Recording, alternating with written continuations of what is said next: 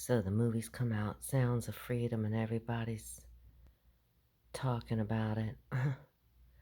I've been talking for years that people need to see Conspiracy of Silence, which is what truly went on. There was a conspiracy to silence the documentary about the Franklin scandal and Larry King, who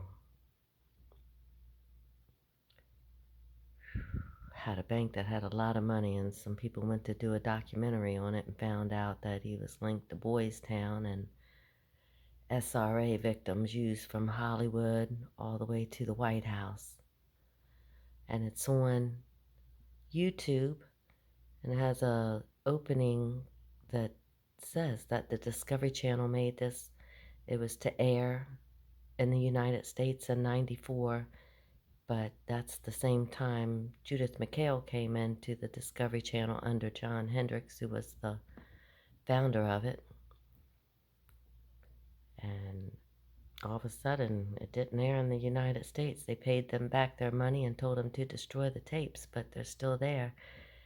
And it's right on YouTube claiming that the Discovery Channel paid them money, and I've never seen anything where they've gone against them to say that this is not true.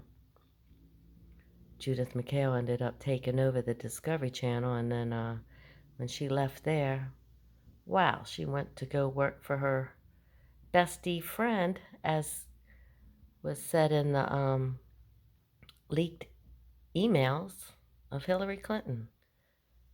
Yep, she went to be her undersecretary.